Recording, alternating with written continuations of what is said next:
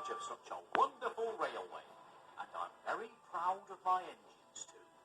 They all work very hard to keep the railway on Soldo running smoothly. Whether the engines are steam or diesel, fast or slow, big or small, they are all really useful. And it's not just the engines on my railway that work hard. Cranky the Crane is one of the busiest members of my team. Sometimes a little bit too busy. Cranky works at Brendan Docks, loading and unloading cargo. Sometimes he's not a very easy crane to get along with. In fact, he can seem very cranky when you first meet him. Lifting and loading, loading and lifting. Does it ever stop?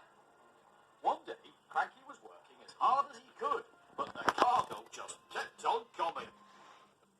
When I heard that there had been some confusion and delay in the docks, I went to see what the problem was. I was shocked by the chaos I found. There was far too much work for Cranky to do on his own. So, I went to the steamworks to ask Victor if he could spare Kevin the crane for the day. Kevin could help Cranky tidy the docks and get things ship-shape again. Kevin was very excited. But Cranky wasn't excited. In fact, he wasn't happy at all. Cranky didn't want any help from a funny little crane like Kevin. Cranky continued to work alone, but there was so much to do, he made even more mistakes. Kevin rushed to help and soon had the mess cleared up. But instead of saying thank you, Cranky got even more cranky. Then there was trouble.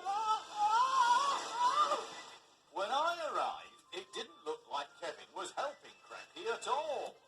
I was not pleased and told Kevin to return to the steamworks. That's when Cranky explained that Kevin had been trying to help, but that Cranky hadn't allowed him to. Maybe I do need a bit of help. After all, 2 hooks are better than 1.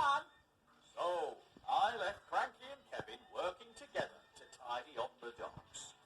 Kevin discovered that Cranky wasn't quite so cranky after all, and Cranky learnt that you can't always do everything on your own, and that sometimes it's better to work as a team.